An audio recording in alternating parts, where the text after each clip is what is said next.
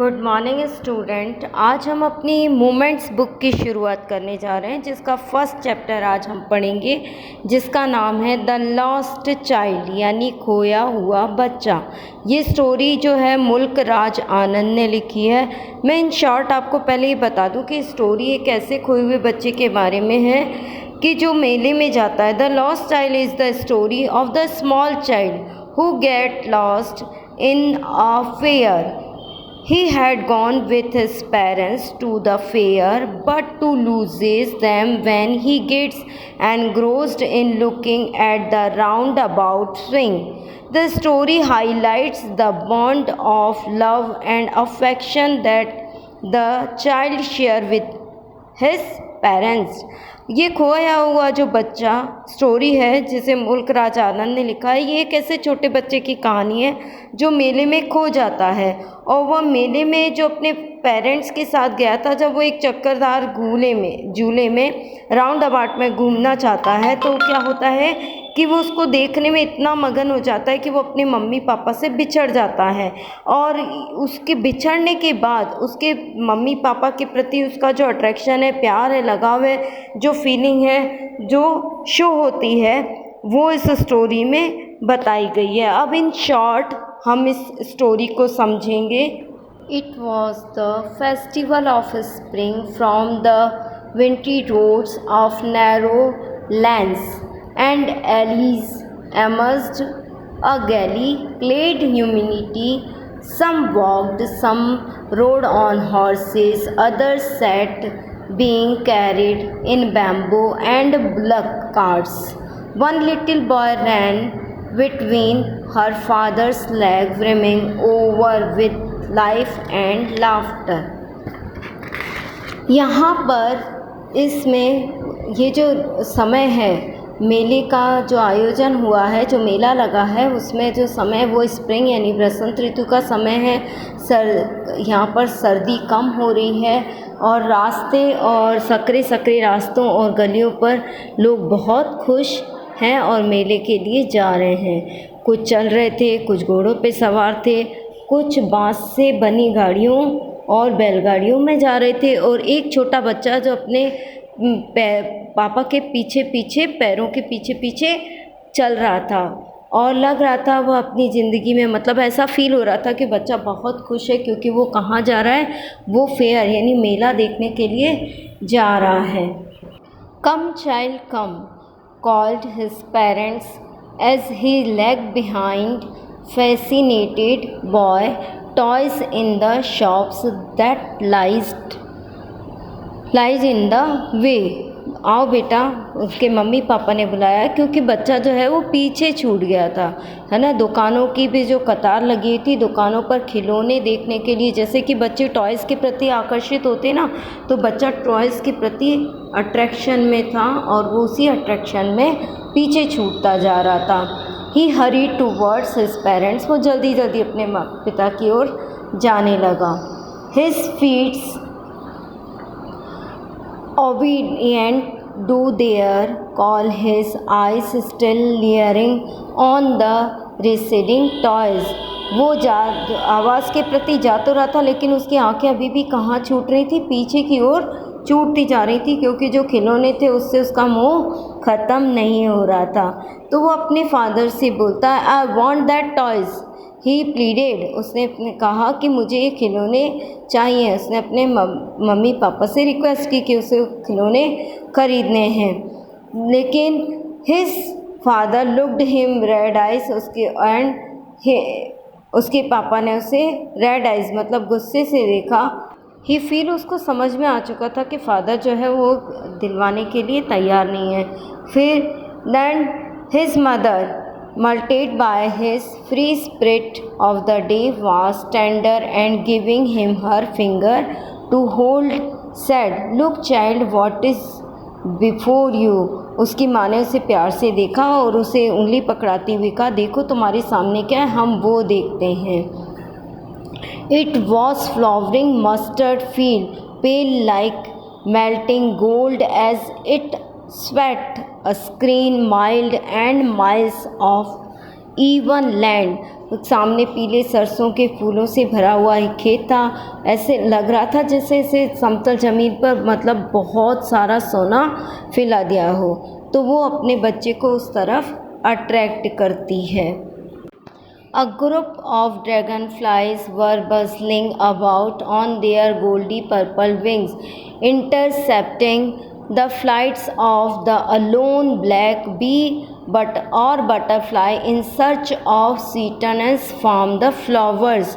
वहाँ आगे दिखाई दिया कि ड्रैगन फ्लाई का एक झुंड जो है वो बैगनी पंखों से हलचल मचा रहा था, और ये मधुमक्खियाँ और तितलियाँ सब रास्ते में बाधा डाल रहे थे जो कि फूलों की मिठास की खोज में जा रही थी। बच्चा जो है इन सबको देखने में वो मगन होने लगता है, यानी उसको बच्चा हवा को एक तरह नज़रों से उन्हें देखता हुआ उसकी तरफ आकर्षित होता है।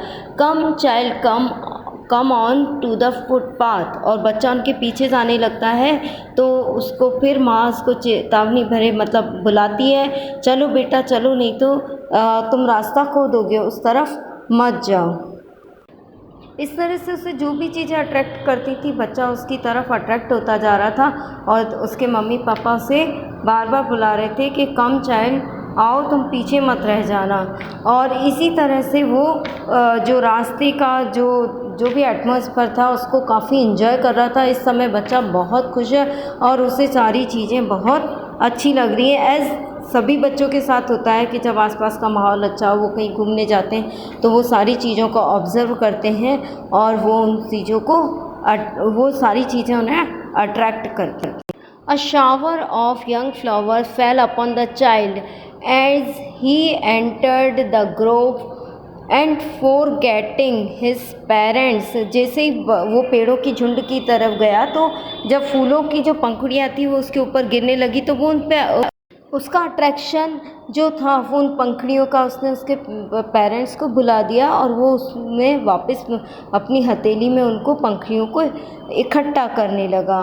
फिर उसके फादर ने बुलाया, कम चाइल्ड कम, फिर से उसको बुलाया, और as they near the village the child could see many other footpath full of throngs coverings to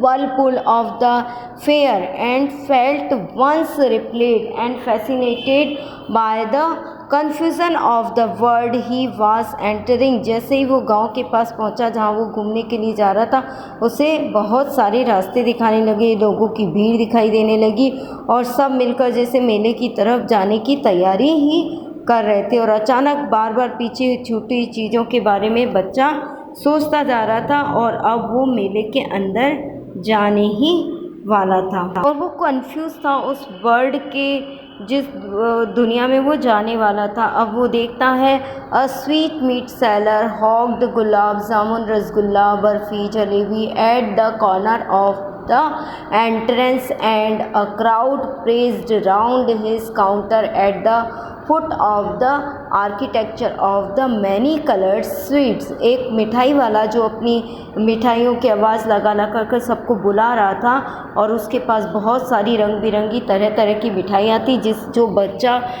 उसको मतलब आँखें फाड़ कर उसको देखता है और उसे मतलब इतना अट्रैक्ट करती हैं कि फिर वो अपने मम्मी पापा से बोलता है कि उसे बर्फ़ी खानी है, बर्फ़ी।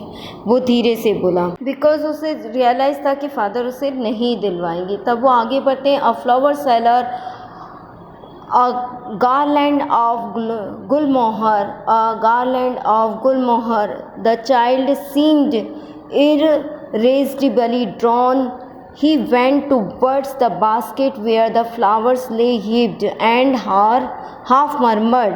फिर उस बच्चे को फूल बेचने वालों की तरफ से फूल की माला की तरफ अट्रैक्ट हुआ और फिर वो अपने मम्मी पापा से फिर बोलता है कि उसे माला लेनी है। फिर उसके मम्मी पापा उसे ख़रीदने के लिए मना कर देते हैं क्योंकि वो तो कहते हैं कि नहीं, वो तो बेकार है, हम कुछ दूसरा लेंगे। And then a man stood holding a pole with yellow, red, green, purple balloons flying from it. The child was simply carried away by the rainbow gallery of their silken colored, and he was thrilled with an overwhelming desire to possess them all, but he well knew his parents would never buy him the balloons because they would say he was too old to play with such toys. So he walked on fathers. एक आदमी जो बहुत सारे रंग बिरंगे गुब्बारे लेकर के खड़ा हुआ था, उसे लेने की काफ़ी इच्छा हुई। जैसे कि आप मेले में जाते हैं, काफ़ी चीज़ें देखते तो आप अट्रैक्ट होते नहीं, ऐसे ही ये बच्चा सब चीज़ों की तरफ अट्रैक्ट हो रहा था, लेकिन उसको लेने की इच्छा भी तभी उसे लगा कि उसके मम्मी पापा से नहीं दिलाएंगे और वो कह देंगे कि अब तुम इन गुब्बारों से खेलने के लिए काफ़ी बड़े हो गए। एंड नेक्स्ट वो देखता है a snake charmer stood playing a flute to a snake which coiled itself in a basket, its head raised in a graceful bend like the neck of a swan, while the music stole into his invisible ears like the gentle rippling of the invisible waterfall. वो देखता है कि एक सपेरा है जो सांप को been सुरा रहा है, और सांप जो है वो टोकरी में बैठा था, उसकी लहर को संगीत की लहरों को सुन रहा था, जो कि उसके अदृश्य जो दिखाई नहीं देने वाले कानों को सुनाई दे रही थी। पर वो जानता था कि वो रुकना चाहता था उस जगह, लेकिन उसे लगा उसके मम्मी पापा मना कर देंगे, तो फिर वो वहाँ से आगे बढ़ता है। There was a roundabout in full swing, men, women, children carried away in whirling motion. Shri shrieked and cried with dizzy laughter. The child watched them intently, and then he made a bold request. I want to go on the roundabout, please father, mother. अब वो जो round about था, उससे उसका जो attraction था वो तो बहुत ही ज़्यादा था, और वो उस पर झूलना चाहता था, क्योंकि वो देख रहा था कि कई बच्चे और बड़े सभी इस पर झूल रहे हैं। तो इस बार उसने काफ़ी ज़िद की कि वो उस पर झूलना चाहता था। देयर वॉज नो रिप्लाई, जब उसको कोई रिप्लाई नहीं आया, he turn to look his parents, वो मुड़ के अपने पेरेंट्स को देखता है। They were not there ahead of him. He turn to look on either side, there were not there. He looked behind, there was no sign of them. उसने यहाँ वहाँ देखा, लेकिन उसके पेरेंट्स उसे कहीं नज़र नहीं आए। वो सब तरफ देखने लगा, वो दोनों तरफ देखता है, वो वहाँ पर भी नहीं थे। अब उनका वहाँ पर उनके मम्मी पापा को कोई नामो निशान नहीं था, यानी उसके मम्मी पापा उस समय वहाँ मौजूद नहीं थे, और उसे रोना आने लगा, क्योंकि वो लॉस्ट हो चुका था, मेले में खो चुका था। हम इस जो चैप्टर है इसका नेक्स्ट पार्ट हम अपने अगले वीडियो में पढ़ेंगे। यहाँ तक आप इसको रीड कीजिएगा। हम देखते हैं कि बच्चा, अब आगे हम चैप्टर में देखेंगे कि बच्चा अब कैसा फील करता है जब उसके पेरेंट्स उसे नहीं मिलते। Now thank you all of you.